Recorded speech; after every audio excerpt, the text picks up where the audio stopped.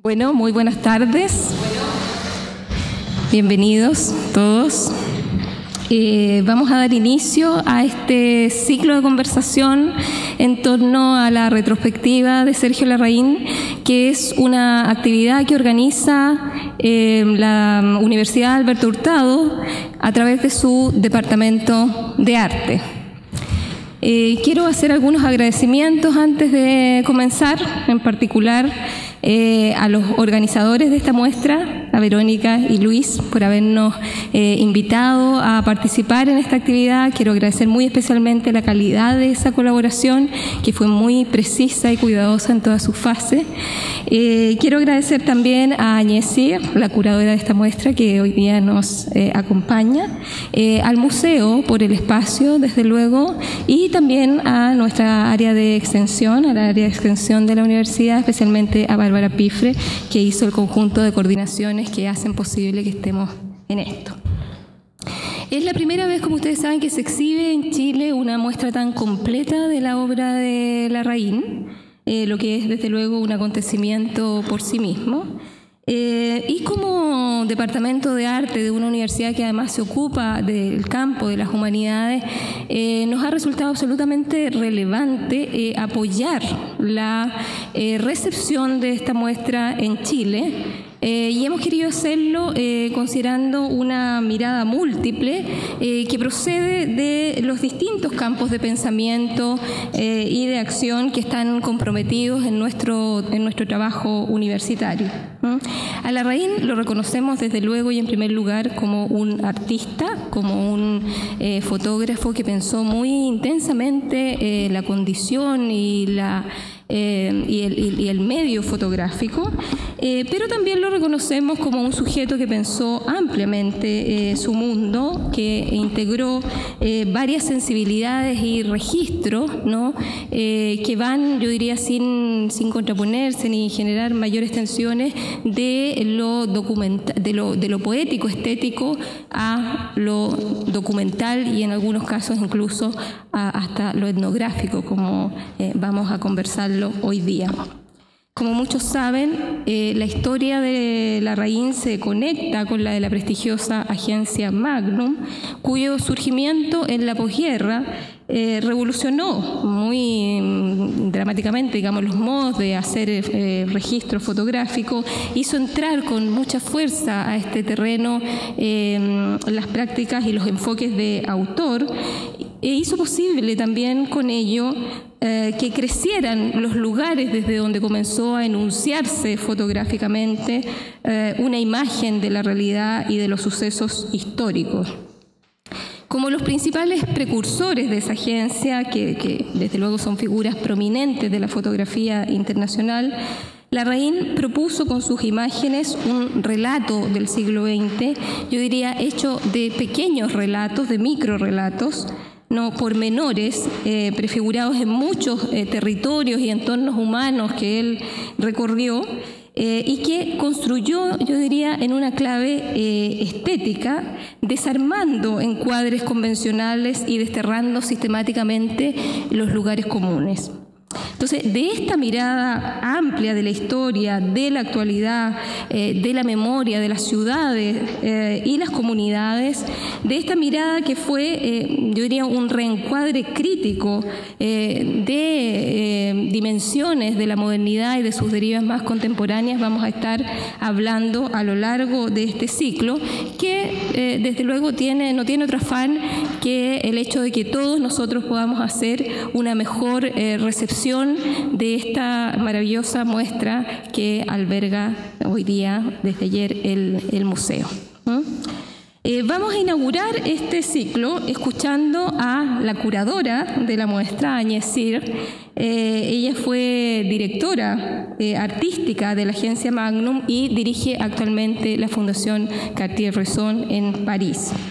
Añez, según entiendo, encontró los archivos de Sergio Larraín en Magnum, lo que la llevó a iniciar con él un diálogo, una conversación fundamentalmente epistolar, entiendo, que culmina con esta muestra que se exhibió antes de llegar aquí en Francia y con el precioso libro que la acompaña.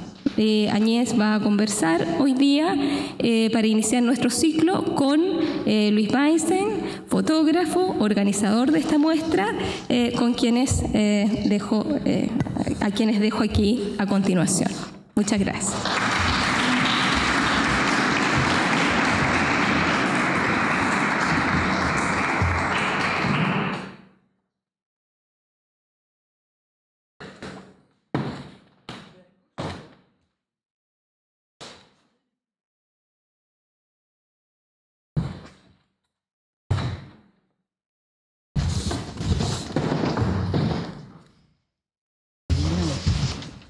Voy a dejar el arma al lado un rato. Buenas tardes, gracias por acompañarnos. Estamos muy contentos de esta situación, de poder tener, además de la tremenda muestra que está en la Sala Mata aquí bajo nosotros, poder tener un evento de esta envergadura. Para nosotros, correspondiendo a lo que decía Ana María, también ha sido una gratísima sorpresa poder contar con socios con los cuales tenemos tan buena llegada, en la cual hemos tenido un ejercicio de confianzas mutuas que, como muchas veces ocurre justamente cuando uno tiene confianza en la gente, se producen efectos beneficiosos para todos. Y me parece que el resultado de este seminario es parte de eso y un ejercicio que esperamos que se siga manteniendo en el tiempo. Yo el año 87 estaba en París, fui a la agencia Magnum, era la primera vez que estaba ahí, tuve la suerte de hacer ese viaje y me encontré con un fotógrafo, Abbas, que es parte de la agencia, a quien yo había conocido en Santiago en los años 80, venían una serie de fotógrafos de distintas partes del mundo a Chile, entre ellos él, a registrar lo que estaba pasando en Chile, y mientras estaba en la agencia, de repente, conversando con él, pasa una señora, una morena alta, guapísima, que me pregunta si acaso yo conocía a Sergio Larraín. Le dije que bueno, que sabía quién era, pero que en realidad no conocía, si que acaso tenía algún contacto con él. Le dije no, entonces bueno, muy amablemente se despidió y esa era Agnès Cyr, a quien me encontré después, voilà, a quien me encontré ahora, mientras estábamos organizando esta exposición, con gran placer, viendo que efectivamente este enorme interés que ella había tenido en nuestro gran fotógrafo se había mantenido a lo largo de los años, y la verdad es que para nosotros es un orgullo tenerla aquí, porque efectivamente gracias a esta pasión que ella ha tenido por mostrar la obra de don Sergio, nosotros tenemos ahora la posibilidad de encontrarnos con esto. Si no, yo creo que habría seguido siendo el secreto mejor guardado de nuestra fotografía. De aquí en adelante hacer en francés para poder conversar con ella. Le titre de cette rencontre dit, el título de este encuentro es mostrar a los demás, mostrar a los otros lo que los otros no ven.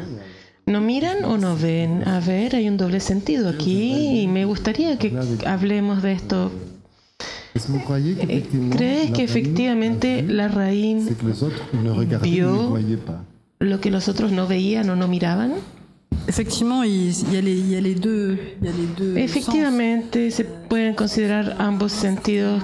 Creo que Sergio Larraín ve cosas que nadie más ve.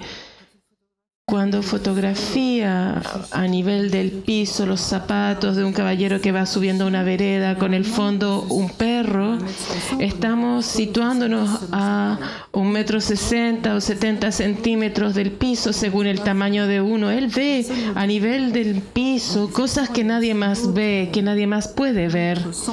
Pero efectivamente el otro sentido de la palabra muestra cosas que la gente no mira, y a lo mejor por los niños abandonados de Santiago.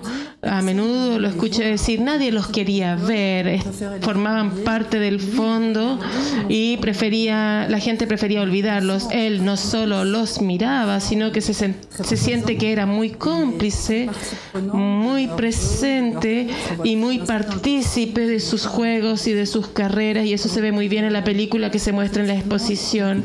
Efectivamente, en todas las sociedades hay cosas que no se quieren ver ni mirar. Y no sé si podemos hablar de valentía, porque seguramente para él fue una etapa en la manera de abandonar su familia burguesa e interesarse por otra cosa. Y para él era como un salvavidas ir a trabajar con los niños, y de repente afirmaba su diferencia. Pienso que es seguro que él ve cosas que no ven los demás, pero también mira cosas que los demás no quieren mirar. Y tiene cierta distancia desde el punto de vista de la foto. Hablábamos hace un rato de que en realidad trabaja con los niños, pero no trabaja desde el punto de vista de un reportaje. No es el contexto lo que él trae, sino algo muy íntimo con ellos. Sabemos que esto ocurre en Chile, pero no es necesariamente lo que quiere mostrar en la foto. Claro, no hacía eso pensando voy a hacer un reportaje para venderle a una revista de gran publicación. Él hizo eso como a los 25, 24 años. Todavía no había decidido o descubierto que sería fotógrafo, y lo hizo porque pienso que era una manera de confirmarse y de afirmarse frente a su familia. Lo hizo tan bien que fue eso lo que le permitió llegar e ingresar a Magnum después, porque era con tanta complicidad y tanta maestría en la manera de fotografiar, que no es una manera majestuosa, sino emocional y poética. Entonces, ambos factores hacían que el conjunto fuera algo sumamente afectivo. En estas fotos nos preguntamos, porque está esa maravillosa carta al sobrino, que en sí es una clase de fotografía en la que habla de los dos pedazos de cartón que permiten encuadrar de nuevo una imagen, pero sus archivos, sus fotos, los conoces tan bien. Me dijiste que el encuadre es el negativo completo. Sí, la mayor parte del tiempo es así. Yo vi álbumes de fotos pequeños que están en la familia de Sergio Larraín, y efectivamente hay imágenes que están encuadradas o reencuadradas en panorámica, en cuadrado, en rectángulo, sacadas con reflex. Y estos álbumes son álbumes de fotografía que hizo en el 51, en el 52, cuando tenía 21, 22 años, muy joven. Y el encuadre todavía no es automático en su cerebro. El cerebro nunca lo es automático. Y es lo que explica en esta carta. Explica que nunca hay que forzarse, que hay que sacar las fotos, mirar el cuadro, mirar la foto, y luego, una vez sacadas, uno vuelve a la casa, se toma el té, se come un plátano, hace una pausa, revelamos, los ponemos en el muro y vamos conviviendo con ellas. Y las buenas fotos las miramos y las volvemos a mirar y vamos sacando las malas, y poco a poco quedan solo las buenas. Y de tanto hacer esto, vas a ver que el encuadre va a venir inmediatamente. Al principio hay que volver a encuadrar, porque no es perfecto, y después inmediatamente tu ojo ya va a estar acostumbrado y el encuadre va a ser inmediato. Es sorprendente esto, porque si miramos el canon clásico, tenemos imágenes borrosas. La gente no tiene cabeza, o la gente está vista desde abajo, o están ocultos. Entonces, una buena fotografía es una definición que hay que aprender. Sí, es muy complicado. Yo nunca sé cuando me piden que defina una buena foto. Para mí no hay canon. La prueba es que las mejores fotos de Sergio suelen ser fotos borrosas, fotos donde hay un pedazo de cuerpo, donde no sabemos dónde estamos. Es difícil hacer una buena definición de la foto, pero se puede hacer una definición de una buena foto con relación a un artista o a un buen fotógrafo. Para este fotógrafo, una buena foto es esto. Tú hablabas de Abbas, que es típicamente periodista. Para Abbas, una buena foto es la que explica una situación que vamos a poder publicar en un diario y que va a estar muy bien hecha desde ese punto de vista. Para Sergio Larraín no es eso. Será probablemente una foto que transmite la emoción que él sintió en el momento de sacarla y la rapidez de su gesto y el aspecto furtivo y mágico. Él insistía mucho en el aspecto mágico y es todo eso. Entonces, por eso es que finalmente, cuando durante 2 o 3 años trató de hacer fotoperiodismo para Magnum, dejó de hacerlo porque rápidamente entendió que no era lo suyo. Aunque haya mucho de este material propuesto en las vitrinas, sus reportajes se publicaron en 5 o 6 soportes internacionales, funcionaba bien el resultado, pero a él le aburría y no le interesaba, y que para él la fotografía no era eso. Para él la fotografía era abordar las temáticas que le interesaban y profundizarlas. Y en estos días que hemos pasado en un ambiente Larraín, diría yo, a menudo hablamos de esta idea de la poesía y justamente de esta diferencia que podría haber entre el reportaje para ir a la vía de la poesía, alejándose de cierta manera ya desde esa época de algo que era clásico para tomar otra vía. ¿Ves la idea de la poesía en esta obra? Por supuesto. Siempre temo a esa palabra que es como demasiado usada. Sí, es poético. Bueno, la fuerza del trabajo de Larraín es que hay ambas cosas. Cuando uno mira el conjunto de fotografías de Valparaíso, hay fotos abstractas, una mano en una baranda. Toma cierto tiempo entender lo que se está viendo. Y después una imagen del puerto muy bien sacada, muy clara, al caer la noche, con gente que baja. Y ahí está súper claro. Y pienso que si hubiera solo fotos borrosas o solo fotos difíciles de interpretar, no daría el mismo resultado. Tiene que haber ambas cosas. Tiene que estar la presencia del lugar, porque es importante, porque si no, caeríamos en lo que hizo al final de su vida en los Satori, que no sabemos dónde estamos en su mesa, pero su gran obra, que es el conjunto de Valparaíso, y es fuerte justamente por todo esto. Él forma parte de esto, está en los bares, está en el puerto, está en las calles, muestra fragmentos de paredes, fragmentos de veredas, gatos que tapan la vista, perros como cowboy solitario, niñas de los bares, chicas de los bares, y al mismo tiempo esas formas que están ahí para puntuar, para ir marcando y darle ritmo a todo esto. Y hay este libro magnífico que acabas de hacer con Barral, y quiero decirles a todos, por favor, traten de conseguírselo. Es una perla, es algo que hay que tener verdaderamente para entender no solo a Sergio Larraín, sino también lo que es ser fotógrafo, y algo que tiene mucha relación con nuestro patrimonio y nuestra fotografía. En este libro se ve su primera exposición que se hizo en este museo, y que era de fotos bastante abstractas. Entonces hay como un ciclo que empieza ahí y que después vuelve a la abstracción. Esta exposición se hizo en el 58, cuando tenía 27 años.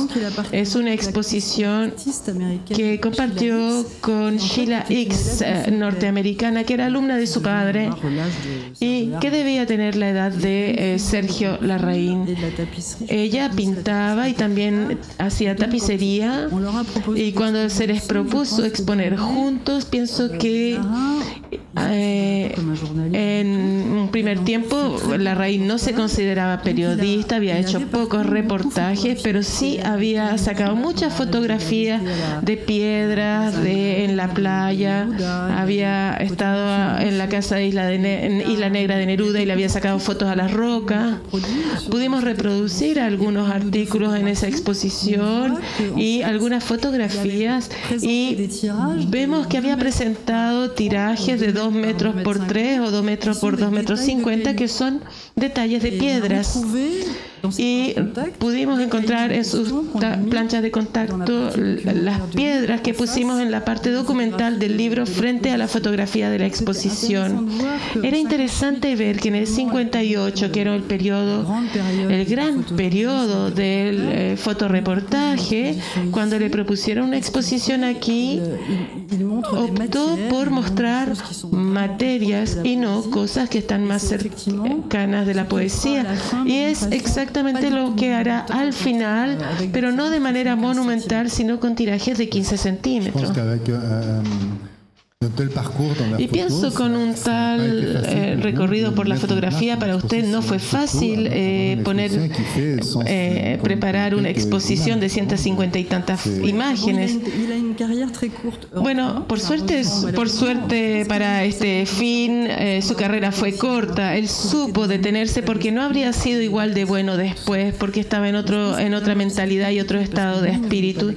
Era complicado porque él no quería exposiciones. Empezamos a hacerlo, mostramos Valparaíso en Arles, también hicimos una exposición sobre Londres, pero al ver que había cada vez más comunicación en torno a su trabajo, él pidió que los medios dejaran de molestarlo. Quería reflexionar más sobre salvar el planeta antes que mostrar todo lo que ya él había hecho, que era por puro ego. Entonces no había gran retrospectiva ni gran libro que recopilara toda la obra. Y se sabe que cuando se prepara una exposición o un libro, tenemos que tener un plazo final, tenemos que decir ya, vamos a publicar un libro en tal fecha, vamos a tener una exposición en tal fecha. Y él dijo, háganlo cuando esté muerto. Entonces era complicado saber cuándo se iba cuándo vamos a tener que ponernos a trabajar, y por eso tomó tanto tiempo.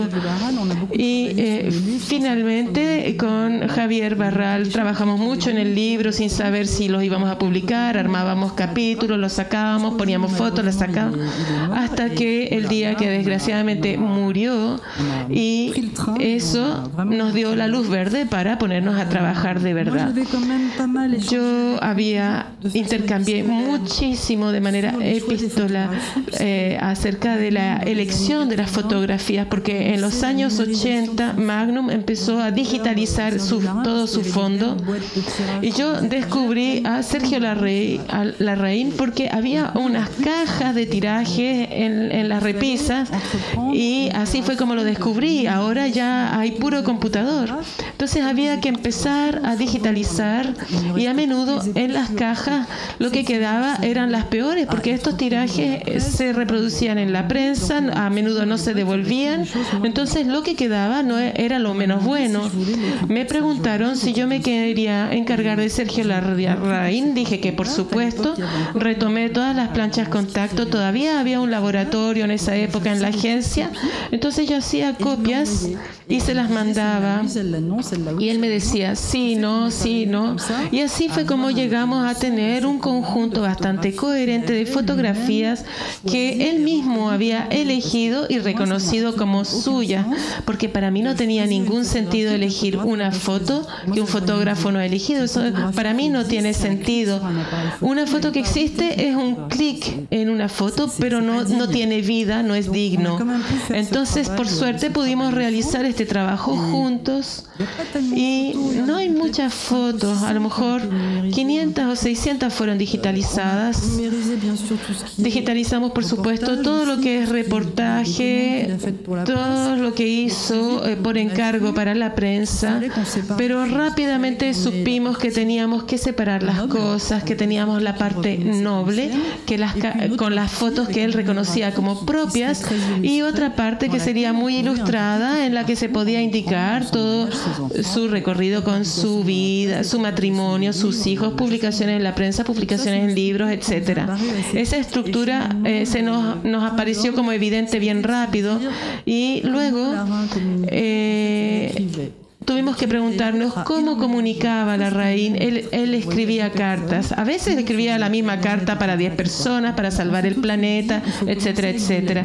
Entonces también nos dijimos, tenemos que empezar por cartas para penetrar en el personaje, y entendimos que 250 cartas pueden ser aburridos, entonces seleccionamos unas 5 o 6 en papel diferente, y por supuesto que están traducidas al final, a menudo son ilegibles, y tratamos de elegir cartas de tipología diferente. La primera es una carta a su sobrino Donoso, en la que le explica cómo ser fotógrafo, y es algo maravilloso. Luego en una carta le pedí que me contara por qué se había hecho fotógrafo, también publicamos esa carta. En su historia también está su pasión por Cartier-Bresson, también publicamos 2 cartas que le mandó a Cartier-Bresson. En la primera le dice: estoy en Magnum, estoy contento, trato de hacer reportajes, pero es difícil. Y en la otra le dice: esto no es lo mío, voy a hacer otra cosa, voy a hacer lo que me gusta hacer, voy a ir a Valparaíso y trabajar sobre Valparaíso. Y en la última carta es la carta que le mandaba a miles de personas, que son consejos de meditación, con pequeños dibujitos, cómo instalarse en una pieza, mirar un triángulo, proteger el planeta, vivir de manera pobre, no utilizar los medios de transporte, etcétera, etcétera. Entonces hay una primera parte en el libro que es dedicada a la persona, y nos parecía más honesto empezar de esta manera. Esta última carta que escribe me hace pensar en el Principito, porque con un aspecto naif o ingenuo, esta presentación de salvar el planeta, su hija siempre me dijo a menudo, quería salvar el planeta desde Tulauen, pero también podría haberse inscrito en Amnesty International o en un movimiento ecológico y trabajar con ellos. No, él lo hacía desde su pueblo, donde practicaba la meditación, el yoga, el dibujo y escribía. Era su manera de estar y no estar. La carta al sobrino data de 81-82, pero dice precisamente que hacer una exposición es como dar parte de uno a los demás, es algo bueno hacerlo. Yo usé ese argumento porque evidentemente cuando estaba en Magnum, hace 10 años que no lo estoy, pero yo recibía cartas de Chile o de otros lados que decían: nos gustaría hacer una exposición de Sergio Larraín, y yo decía: me gustaría, pero pídanle a él, pregúntenselo. Y venían a verme y me decían: no quiere. Y eso era lo que nos impedía hacerlo. Y efectivamente, yo pienso que con esta dificultad para presentárselo, también dificultaba la organización de las fotografías, de cómo componer la exposición, y el ritmo era difícil de encontrar desde un punto de vista más bien técnico.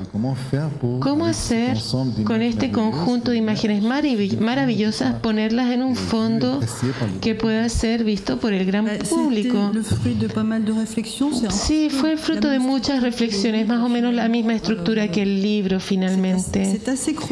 Es bastante cronológico, puesto que son conjuntos. En un momento está en Europa, en tal año, fotografía Italia, Inglaterra, en tal año, en Londres. Es difícil mezclar 3 fotos sacadas en la City de Londres con 3 fotos de Valparaíso. Eso no tiene sentido. Entonces lo que hicimos fue un recorrido cronológico, puesto que es una retrospectiva, y lo único que no es verdaderamente cronológico es la parte sobre Valparaíso, porque empezó en el 52, lo interrumpió y lo terminó en el 64. Entonces fueron 12 años, pero no tenía sentido poner 5 fotos al principio, 5 fotos en el medio y 5 al final. Entonces lo ideal era hacer una parte con esto, y además era el cuerpo de su obra, por lo tanto es importante. Y quiero explicar también cómo lo hicimos con los tirajes, porque me han hecho preguntas sobre este tema. Son argénticos a partir de los negativos originales, salvo 3 que fueron digitales porque los negativos estaban muy malos. Entonces hay 3 tirajes digitales y todo el resto es argéntico. Y efectivamente parecen perfectos. La persona que lo hace trabajaba para Larraín cuando estaba vivo, porque era coleccionista y quería comprar los tirajes. Yo le mandaba hacer tirajes, se los mandaba a Sergio para que los aprobara y firmara, y él nos los mandaba de vuelta.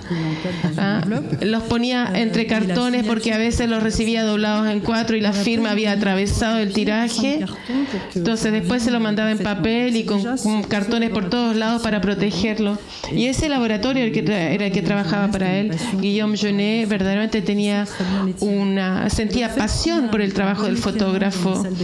El hecho de que haya una buena iluminación en las salas de exposición, más un vidrio y un passepartout, evita que se vean las irregularidades del tiraje. Pero el domingo en la tarde, cuando estábamos mirándolos así con una linterna, se ven los retoques con tinta, agua en el negativo, pero se ven buenos cuando están en la pared. Es también parte del objetivo. No podemos poner el tiraje con 4 chinchetas, o sea, hay que ver todo. Hay gente que dice que esto es una reversión que no va con lo que él quería hacer como imagen. No entendí eso. Se ha dicho que se hizo después, pero no, aunque estuviera en un lugar lejano del mundo, estaba muy cercano y sabía perfectamente cómo quería las cosas. Absolutamente. En la agencia hicimos 2 exposiciones y fue un error que se cometió a menudo en los artículos. La exposición que se presentó aquí, que fue coproducida con los encuentros de Arles, eso es una exposición de arte moderno que se hicieron hace un año y medio, y evidentemente, puesto que van a lugares donde no siempre hay aire acondicionado como sería necesario, etcétera, es mejor para una circulación en que los museos no siempre respetan las normas tener una exposición de este tipo. Y de todas maneras hay muchas fotografías que no existen en tiraje, entonces hubiera sido una lástima no ponerlas porque no teníamos tiraje. En la Fundación Cartier-Bresson el otoño pasado hice otra exposición de Sergio Larraín, que está hecha a partir de tirajes existentes que suelen ser de la época, más los tirajes de la exposición de Valparaíso en el 91, de la de Londres en el 98. Se reunió todo eso, se recopiló, y los tirajes que son de época, que Sergio controló mucho, también sirvieron mucho de modelo para los tirajes modernos. Yo iba al laboratorio muy temprano con una caja de tirajes antiguos para mostrarle al hombre que hacía estos tirajes lo que ya había sacado y cómo le gustaban las cosas. Un trabajo muy serio, muy largo, porque a veces había que hacerlo 10 veces para tener un buen tiraje. Efectivamente, a veces pensamos que en una versión romántica del oficio, que un fotógrafo es alguien que no solo saca las fotos, sino que además saca los tirajes, y no siempre es verdad. Igual que Cartier-Bresson no ponía los pies en el laboratorio, pero sabía perfectamente lo que quería. Sí, tenía esa relación particular con una persona que hacía los tirajes, lo apreciaban y se conocían, sabían si lo querían más gris, más contrastado, etcétera. Y efectivamente ahí vemos que todo este aspecto gráfico de su obra es muy importante, la manera de poner el color negro, de conservar los colores blancos. Esa idea, yo pienso que una manera de ver esta exposición no basta con dar una vuelta. Yo siento mucho placer en repetírmelo, porque siempre veo que hay como diferentes capas, señas que aparecen y que hay mensajes que a veces están un poco ocultos a primera vista. Sí, no cabe duda, hay mucho inconsciente. Él habla mucho de magia, de espiritualidad. Cuando ve la foto de la niña, él dice, esta fue la primera foto que se presentó a mí. Para él, las imágenes existen en el espacio, están ahí, y si uno se libera de las convenciones, las va a poder ver y las va a poder pescar, las va a poder atrapar. Esa era su filosofía. Y por eso hay muchas cosas que están ocultas detrás. Él liberó su espíritu, no hizo lo que había que hacer, no tomó un flash, no hizo esto o esto. Cartier-Bresson tenía muy bonita expresión. Él odiaba el flash y decía, uno no mueve el agua en la que quiere pescar. Y para él el flash hacía eso, movía el agua donde quería pescar. Usó el flash quizás cuando estuvo haciendo de reportero para la boda del Shah de Irán, pero no más. Unas 50 fotos por lo menos, sí.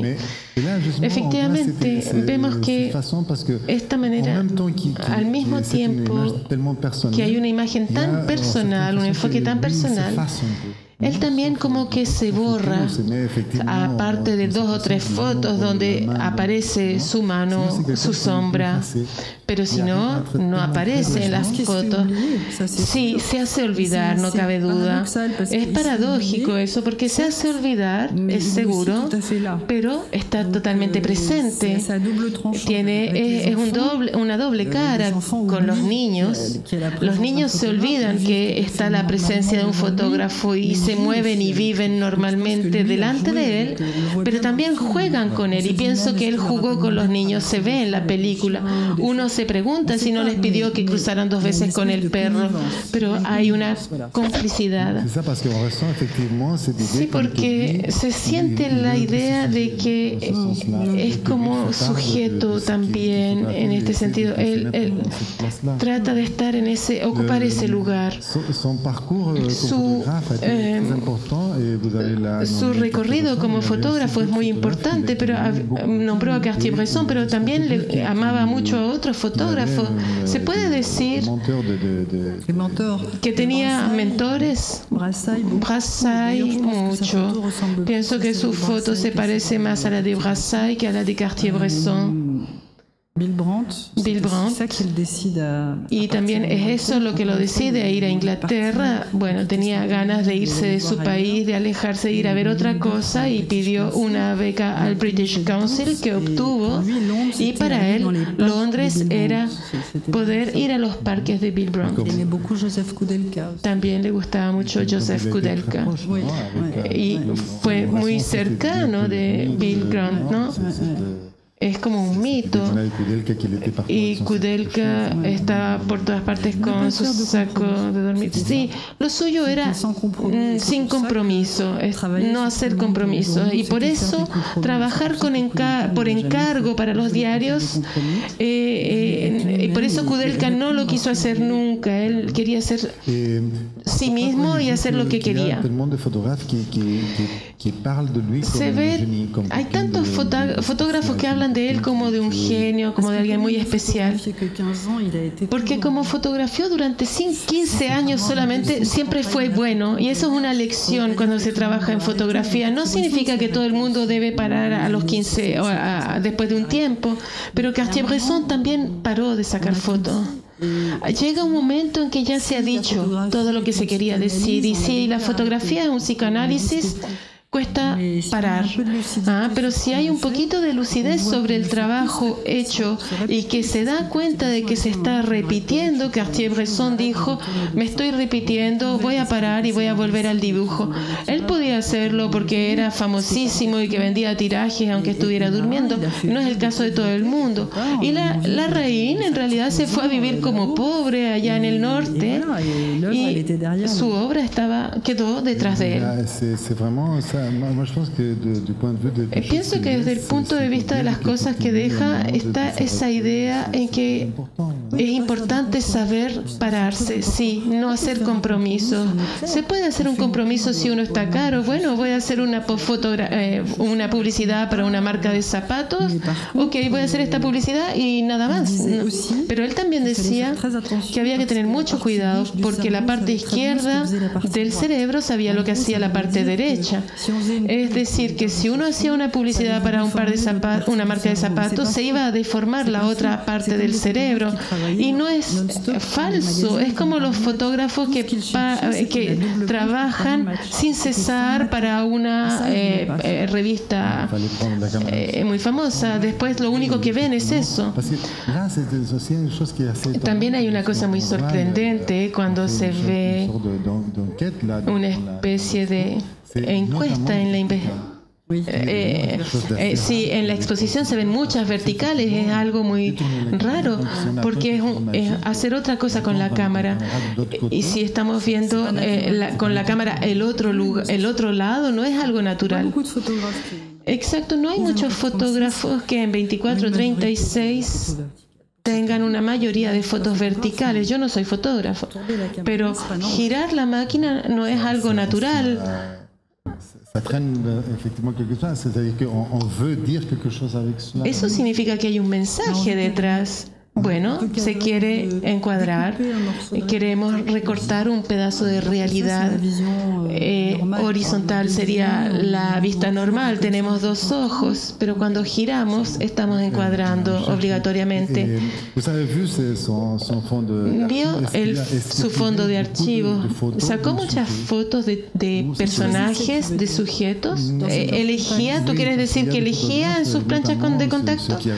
Hay fotógrafos que eran los que tenían dinero finalmente, que sacaban todo un rollo sobre un tema. No, en Magnum no hay eso. Hay planchas de contacto editadas con un lápiz rojo y los fotógrafos eligen una, dos o tres.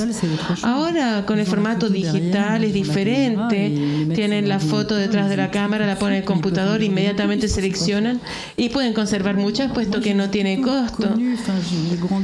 Yo crecí en la escuela de fotografía en que se elegían pocas imágenes finalmente y aún en esa situación cuando se estaban haciendo reportajes que sean 20 rollos diarios que se quedan 10 días en algún lugar, son 20 rollos y si se elige una foto por plancha de contacto son 200 fotos y ya es mucho porque no sé, 200 fotos y después se hace el juego que explicó Sergio, se hacen pequeños tirajes, se cuelgan, se deja pasar tiempo, se sacan las malas y se conservan las buenas y a veces había paquetes de fotos que circulaban, tú ponías las iniciales detrás para decir me gusta, no me gusta y después los fotógrafos decían bueno, a 10 les gustó esta, a lo mejor tengo que volver a considerarla. Un voto, entonces, de cierto modo, sí, un voto. Lo que yo decía es que en una misma plancha, porque vemos dobles, fotos que parecen que están en dos versiones y que cuesta elegirla. Y él, sí, en la plancha, él hizo un círculo alrededor de las dos. Entonces te dejó el trabajo a ti. No, eso era en el 60, yo no estaba ahí, pero él había elegido de esa manera. Yo rara vez me permití elegir imágenes que no hubiera elegido él. A veces tuve que hacerlo porque yo se las mandaba y él o las rompía o me decía no me gusta. Pero experimenté una foto de Valparaíso que él no había visto nunca y a mí me gustaba y a él le gustó y estaba contento de de descubrir una nueva foto de su obra, porque todo está en Magnum, en París. Él no quería nada en su casa. Entonces se le habían olvidado algunas tablas de contacto, planchas de contacto por no tenerlas delante de él. Es complicado lograr tener verdaderamente en la mente la totalidad de la obra. Para la mayoría de los fotógrafos, los archivos son cada vez más grandes. Hay que ser riguroso y elegir lo mejor. Yo nunca me encargué de prensa en Magnum, pero incluso Cartier-Bresson lo dijo a menudo. Mandaba demasiadas fotos y en lugar de mandar 3 fotos con un reportaje, y él podría haber mandado 3, él mandaba 15 y publicaban las más malas. Entonces hay que decirse, manda las mejores. Y quizás esta lección es muy bonita de llegar a seleccionar antes. O sea, en esta dificultad de dejarse seducir para que llegue la magia, pero después se necesita rigor. Y con él había rigor en esta diferente manera de actuar. Él era muy severo con los demás fotógrafos. Muchos fotógrafos fueron a verlo y creo que al final, en sus últimos años, no quería ni siquiera mirar fotos, pero a principios de los 80 yo escuché varios fotógrafos contar que les mostraban libros y él decía que tenían que votar los 3/4 de fotografía, que no tenían rigor, que había que elegir lo que era incomparable. Y efectivamente él vivió una vida así, porque también hay que ser muy decidido para aislarse en la montaña, y lo hizo desde que era joven, porque ya cuando viajó en el 51 con sus padres a Europa, cuando regresó antes de ir a hacer el servicio militar en 52, había vivido casi un año aislado en La Reina, se había afeitado las cejas, la cabeza. Era algo inherente a su persona, de repente necesitaba aislarse y estar solo. Y como ya nos estamos acercando a la hora tope, quería hacer la pregunta más difícil efectivamente, y te pido disculpas. ¿Podrías elegir una foto de su exposición? Es difícil. Y siempre elijo una diferente. ¿Y hoy? ¿Cuál sería la de hoy?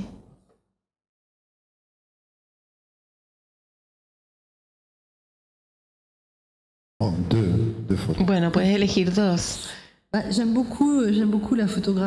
Me gusta mucho la fotografía en Londres del rostro oculto, que es una foto bien abstracta, vertical, donde está al interior de un bar, están las 2 líneas de la puerta, un hombre con sombrero que está detrás y una de las barras está delante de los ojos, y detrás se ve mucho ruido.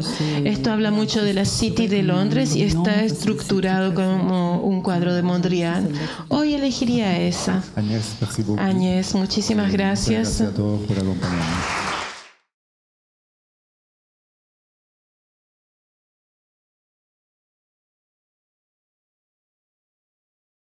Gobierno de Chile.